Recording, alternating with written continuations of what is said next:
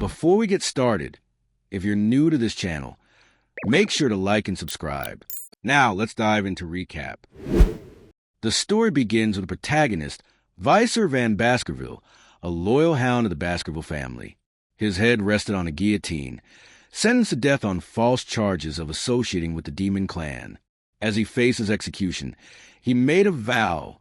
If he were to live again, he would never live as a hound again. Afterward, Vicer woke up in a cradle, disoriented and confused. He wondered if he descended into hell. His surroundings were loud, his body felt heavy, and everything seemed unfamiliar. It appeared he was in a nursery, surrounded by many crying children. Meanwhile, the Baskerville family patriarch, Hugo La Baskerville, was inspecting the children's cradles. As he roamed the room, he dismissed the crying infants as insignificant, even referring to them as trash.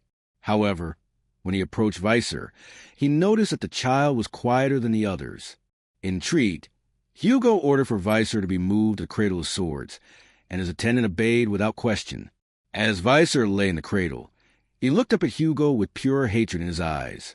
He recognized him as the main culprit behind his false charges and execution. At that moment, Vicer realized he had been reborn as a baby, reliving his past life as a hound for the Baskerville family. In his previous life, Vicer had been born into an illegitimate family and raised in harsh conditions. Trained in a poor environment, he had become a loyal hound, willing to carry out any dirty work necessary to ensure the Baskerville family remained the strongest among the 7 noble families. He had stayed devoted to the family, especially to Hugo, yearning for recognition. Yet his unwavering loyalty had ultimately been repaid with a death sentence. The reason for his execution was simple: he knew too much. Vicer swore that he would never live that life again and vowed to take revenge. However, in his newborn body, he knew he was powerless. Still, being moved to the Cradle of Swords presented an opportunity to become stronger. Children born into the Baskerville family had to undergo a trial known as the Cradle of Swords.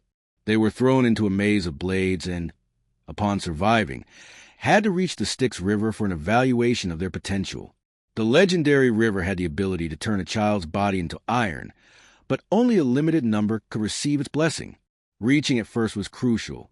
The only way to get there quickly was to push straight through the helix-shaped wall of swords, an arduous feat. As Vicer crawled through the maze, memories of his past life flooded his mind.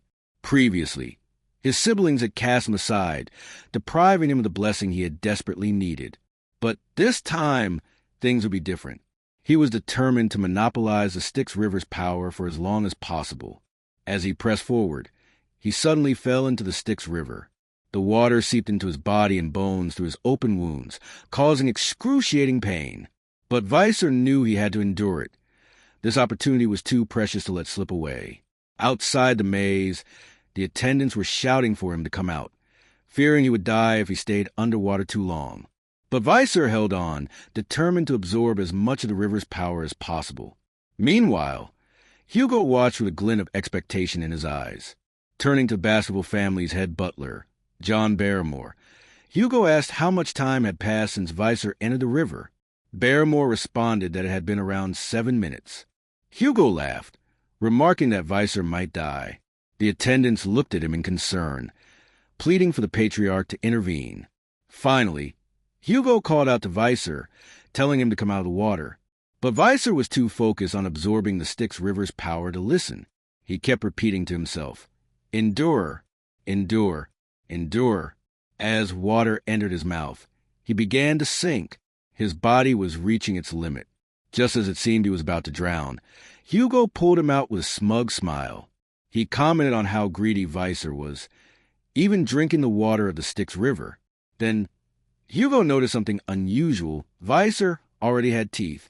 Intrigued, Hugo turned to Butler and asked for the child's name. Upon hearing Vicer van Baskerville, Hugo smirked. "A very greedy son has been born," he mused. Still semi-conscious, Vicer thought to himself that he needed to use this time to sharpen his fangs in secret. When the moment came, he would tear his master's head off with his own hands. The Baskerville family would disappear from history by his hands alone. Vicer Van Baskerville, bastard son of Hugo La Baskerville, had been reborn at just 8 years old. It became evident that his intelligence far surpassed that of his peers. However, within the Baskerville family, he was considered nothing but ordinary, as he did not possess the direct lineage of the family's prominent bloodline. As Vicer grew older, he began to explore a different field of interest, eventually settling on the treacherous paths of assassination, espionage, and conquest. By the time he reached the age of 20, he had already embarked on several missions that showcased his impressive skill set. But despite his achievements, Vicer still felt inadequate compared to those of direct lineage. At the age of 30, the gate leading to the demonic realm opened, signaling beginning of a terrifying invasion by the demon clans. Vicer, now a seasoned warrior, stepped up to defend his realm, engaging in battles where he slaughtered monsters left and right. For the next 5 years, Vicer endured the era of destruction, fighting tirelessly to protect his people.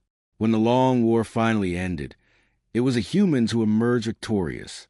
For his unwavering loyalty and bravery, Vicer was rewarded by the kingdom. However, the reward he received was not what he expected. Instead of being praised and celebrated for his efforts, he was met with defamatory accusations and false allegations. These unfounded claims led to Vicer's eventual execution by the guillotine's blade. Vicer sat up in his bed, realizing that he was in a nursery. Looking around, he came to the realization that he had successfully absorbed the Styx River's power. This was a major achievement, and he knew he now had a better starting point in life than before. Suddenly, the door opened and a maid entered the room. She seemed surprised and murmured to herself, wondering why Madame had asked for such a thing to be placed in the young master's bed. Vicer was surprised to hear the maid refer to Madame. He never expected anyone in the Baskerville family to give a bastard like him a present. The maid left after placing a box in Vicer's bed. As the box opened, Vicer was shocked to see 2 bloody mambas slithering out. He immediately wondered if Madame had sent them to assassinate him. Vicer knew that only a few people in the Baskerville family would be referred to as Madame, and whoever it was, she was likely trying to reduce competition.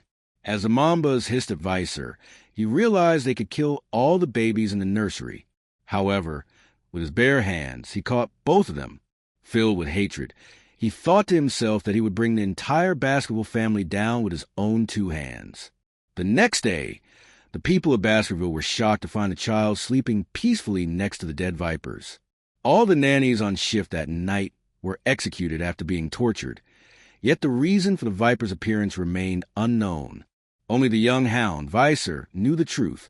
8 years later, Vicer was back in class, listening to his teacher discuss the levels of swordsmanship. The teacher explained that if one could not yet imbue their sword with mana, they were considered a sword beginner. The next level was sword expert, where one could infuse the blade with a small amount of mana. When the blade emitted mana in a liquid like aura, it was called sword graduate. Finally, the level where the aura became solid and could freely change form was called sword master, the highest level of swordsmanship. Upon hearing that Sir Hugo, the strongest of the Baskervilles, was a sword master, all the students exclaimed in surprise and astonishment. However, Vicer was lost in thought. He felt an urgent need to regain the power he had before his regression, before the coming-of-age ceremony.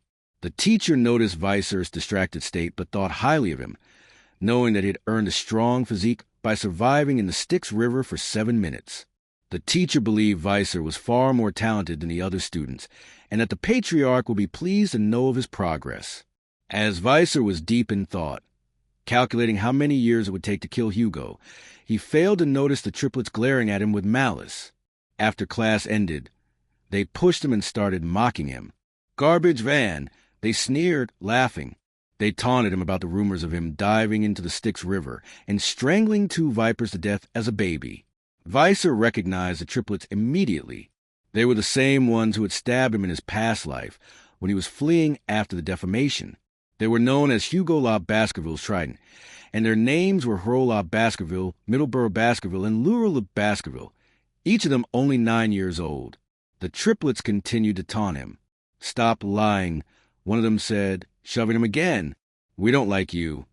Fear thought to himself that they were going to be a real pain in the butt in just 10 years, and that it might be a good idea to put them in their place now. As Visor stood before the triplets, one of them brandished a knife and taunted him with a rumor he had heard, that if you stayed in the Styx River long enough, your body would become like steel, making you impervious to injury from blades. The other two triplets eagerly echoed their agreement, while the third gave the order for one of them to hold Visor still. One of the triplets caught Visor from behind, covering his mouth with one hand. "I'll eat my hand if he can endure this for 3 minutes," he sneered. Visor was not afraid, and even played along with their cruel game for a moment. The triplets attempted to harm him with the knife. 1 minute passed. 3 minutes passed. 10 minutes passed. Yet Visor remained unscathed. The triplets began to realize that the legend they had heard was true. Bored with their game, they decided to release him. As the triplet holding Visor let go, he noticed blood on his hand. His finger was missing. Visor then spat the triplet's finger out his mouth. Shocked, the triplet asked Visor what he was doing. With an evil smile, Visor reminded him of his promise to eat his own hand. Meanwhile, the other two triplets frantically tried to calm the situation, suggesting they go to a priest to reattach the finger. But Visor was not interested in that. Instead, he asked to be let go. The triplet, now enraged, lunged at Visor with a knife, calling him a bastard and reminding him that they were a year older than him. Visor did not dodge the attack. He allowed the knife to strike him, but to the triplet's shock, the blade could not pierce his skin. Visor twisted the triplet's hand and reminded them that they had forgotten whom they were dealing with. A Baskerville, where power and talent overcame age. With a sinister glint in his eyes, Visor suggested they continue playing until the end. He mercilessly twisted the triplet's hand, causing him to cry out in pain. In a low, menacing voice, he declared, "This is Baskerville. Here, age doesn't matter as long as you have strength and talent." The triplets, now terrified, exchanged glances in shock. Suddenly, Visor punched the triplet, sending him crashing to the ground while the other two watched in disbelief. One of the remaining triplets, furious, charged at Visor in a fit of rage, but Visor swiftly kicked him in the face, sending him sprawling. The room fell silent. The triplets lay there, battered and broken. Visor stood over them, cold and unfeeling. He then told them that they would recover with treatment, but he wouldn't let them leave the room. They would have to endure the discomfort of their own broken bodies. However, he would be generous and allow one of them to leave. The triplets, surprised and relieved, asked which one could go. Visor picked up a knife and threw it in front of them. "You decide," he said. Then, turning to leave, he smirked and taunted, "I can't wait long. So decide quickly. At least one of you should live, right?" The triplets looked at the knife, then at each other. Survival was their only option. They began to fight, each trying to seize a knife and gain the upper hand. The sound of their struggle echoed through the room. Visor listened with satisfaction from outside. He had successfully caused the Triton of Baskerville to split, pitting brother against brother in a fight for survival. Meanwhile, in the Patriarch's office, the head butler, John Barrymore, delivered unsettling news to the Baskerville clan patriarch, Hugo Leesville. The Moore clan had been causing trouble in the Ruby Mine, claiming it as their territory. However, Patriarch Hugo assured John that they would handle the matter when the Moore clan reached out to them. John then reported on the interim evaluation of the juvenile fortress. He informed the Patriarch that Master Visor had scored the highest on the written exam. The practical exam was scheduled in 5 days, and the Guardian Knights had vacated the premises in preparation. However, John hesitated before delivering additional news. He informed the Patriarch that there had been a major fight among the young masters at the fortress. Patriarch Hugo's expression darkened. "How many of them died?" he asked. John replied, "There are no casualties, but Master Hyo's teeth were completely shattered. Master Midlio's jaw was broken, and Master Lobo's left index finger was amputated." He continued, "They recovered physically since receiving treatment, but the psychological damage seemed significant." Patriarch Hugo was taken aback. They wouldn't have fought amongst themselves. They were so close, he remarked. John then revealed the cause of the conflict. There was some friction with another young master, he said, an 8-year-old named Master Visor. He was the one who wounded the three young masters. And, John added after a pause, he also had the highest score on the written exam. After Patriarch Hugo expressed his concern about the incident at the juvenile fortress, he summoned Vicer to his office. Vicer arrived with a smile on his face, and Patriarch Hugo commented on how much he had grown since they last met. Patriarch Hugo then brought up the issue of Vicer disabling the 9-year-old triplets in his senior class. Vicer responded that the brothers had received proper medical treatment since then. However, Patriarch Hugo pointed out that he was not referring to physical disabilities, but rather to the disability of the heart. He explained how the incident had torn the brothers' relationship apart and asked Vicer if he thought what he did was wrong. To this, Vicer responded with a question of his own, asking, "What did I do wrong?" Patriarch Hugo pointed out that he had turned his brothers into a total mess. Vicer, with a confident look in his crimson eyes, replied that he was stronger, and how could a stronger person be wrong? Patriarch Hugo then revealed that Vicer's brothers had forgiven him, yet he still didn't feel an ounce of guilt. Vicer seemed surprised by this news and asked, "They forgave me?" Vicer suddenly recalled a memory from before his regression. The youngest daughter of a family ruined by the Baskerville clan had once come to visit Hugo. After many years, she had become a nun and forgave Hugo despite his clan being responsible for her family's ruin. Vicer repeated the same line that Hugo had said to Nun, that forgiveness is an excuse made by the weak who cannot seek revenge due to their lack of strength. As Vicer talked about the importance of strength, Hugo showed his approval by nodding, his eyes glowing with agreement. He then turned to the head butler, Barrymore, and instructed him to allow Vicer to take any snack he wanted from the food storage, enough for him to carry on his own. Vicer expressed his gratitude by requesting chocolates. As Vicer was leaving with the head butler, Hugo addressed him as a son, urging him to perform well in the upcoming evaluation and not to lose to the direct descendants. Vicer acknowledged the advice, but his face was filled with hatred. Vicer and the head butler made their way to the storage room. The head butler began to inform him about the chocolate, explaining that it was the highest quality chocolate the Moore clan had obtained with much difficulty and that it was enjoyed by their German allies. However, Vicer quickly interrupted him and stated that he didn't want anything that was processed. The head butler was taken aback by this and asked for clarification. Vicer then requested cacao beans, ones with a rich aroma. The head butler was confused but complied and had the beans brought to Vicer. As Vicer put one of the beans in his mouth, the chef informed him that they were the bloody beans, known for their rich aroma, and that with just one bean he could produce 100 liters of chocolate.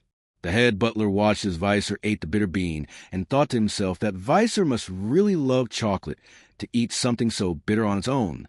He also considered it a clever method to obtain more chocolate, as after being processed, he would have a huge amount available. The chef asked Vicer if he wanted them to process the beans and send the chocolate to his room, but Vicer declined and said he would take the beans as they were. The head butler was left wondering if Vicer simply had peculiar tastes. Vicer had no interest in eating the chocolate. He had a plan for the cacao beans. He planned to use the beans in the upcoming practical exam in 5 days. Little did they know, a catastrophic event would soon occur, one unlike anything that had ever happened before in the Baskerville clan's history. In this world, the Baskerville family is known as the Berserker family due to the intense training and evaluation that their children undergo from a young age. The training begins as soon as the children take their first steps. They are immediately put through a rigorous test of stamina, required to run up a steep mountain, and forbidden from lying down or resting on their stomachs, except during allocated times. As if this weren't enough, when it's time to sleep, they must do so alongside a monster corpse. This is intended to help them adjust to harsh environments and build resilience in the face of danger.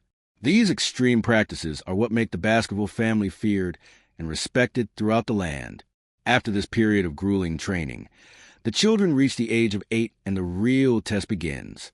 The young hounds, as they are called, must undergo a deadly evaluation, one that defines them and has earned the Baskerville family its notorious reputation. Now, on the outskirts of the territory, there is a mountain known as Larrett Lenore Mountain. It is filled with monsters, and it is here that the young hounds gather to undergo their evaluation. The instructor of the Baskerville family, Shadow Dog Van Baskerville, stood before the young masters and explained the rules of the test. They needed to survive for a month in the area and hunt large, strong monsters. He went on to explain that the points for successfully surviving were 10 points. If the young masters survived without becoming disabled, they would receive 30 points. If they caused other young masters to fail and survived, they would earn 50 points. Defeating a monster and surviving would grant 70 points. If they fulfilled all the above conditions, they would receive 90 points. Pav also told the young masters that if they stole the badge given to them from someone else, they would earn additional points. However, if they died, they would receive 0 points. He emphasized that there were number 100-point scores and reminded them of Sir Hugo's lesson. A swordsman dies the moment they become arrogant. The instructor also cautioned against leaving the designated area, as La Rouge at Lenore Mountain was a restricted zone with many undiscovered dangers. He recommended that the young masters move within a given space, where the monsters had already been subjugated. He informed them that during the exam, shadow dogs would be hiding and grading their performances. As the young masters waited for the start of the practical exam, some of them noticed Vicer and began discussing his past feats. Despite their comments, Vicer remained composed and thought about La Rouge at Lenore Mountain, which he had visited before. Meanwhile, the triplets standing near Vicer were visibly nervous, sweating with fear. Shadow Dog Pav addressed the young masters, wishing them good luck before the bell rang, signaling the start of the exam. As soon as the bell rang, all the young masters started running toward different parts of the mountain to occupy advantageous areas. One of the young masters had a plan and thought about heading to a place he had seen in last year's exam, hoping to gain an edge. The young master behind him, realizing he could not survive alone, decided to follow him with the intention of taking advantage of his strategy. Meanwhile, the triplets were arguing amongst themselves. Each wanted to do things their own way and come out on top. Shadow Dog Pav observed as the exam began, knowing that it was important to keep casualties to a minimum. Although killing was not prohibited, it was discouraged, and any contestant who committed murder would have points deducted. Pav and the other shadow dogs were determined to do their best to prevent unnecessary deaths. One of the shadow dogs assigned to follow Vicer was surprised to see him heading toward a restricted area. He wondered where Vicer was going, and if he was a rumored genius who had distinguished himself since childhood. The shadow dog was intrigued and looked forward to seeing what skills Vicer would display. Vicer approached a large tree and wondered if this was the right spot. He thought the soft ground would be suitable for him to set up camp for a while. He then considered taking a break, which left the shadow dog following him confused. While other participants were busy fighting each other for points or facing monsters, Vicer gathered wood and practiced with a wooden stick. Later, he slept peacefully under the tree. The shadow dog, who had been watching Vicer, grew impatient and started to question his actions. He wondered how long it had been since Vicer had taken a break, and observed that he spent most of his time digging holes, hunting for food, or collecting equipment. The shadow dog began to doubt the rumors about Vicer's supposed genius, wondering if he was planning on hiding instead of actively participating in the exam. At last, the shadow dog decided to leave and find something more interesting elsewhere. As soon as the shadow dog left, Vicer's face lit up with a smile. He was happy that he could finally relax and thought to himself that camping outside reminded him of the old days. Vicer recalled a conversation with his groupmate about using cacao beans to remove the fishy smell from fish. He threw some bloody beans into the fire and remarked that the interfering shadow dog was finally gone and that he had finished all his preparations. He wondered if he should start his hunt now. A few days later, Vicer entered the restricted area and recognized it from his scouting days. As he roamed around, he noticed a burning smell and burnt tree roots. He knew that the habitat of the monster he was looking for was nearby. Suddenly, he spotted Burning Stool and realized that he had found it. There was only one monster around that produced this kind of droppings, a hellhound. The hellhound stood in front of Vicer, flames erupting from its mouth. This creature was a dog from hell that brought horrific disasters to those who encountered it.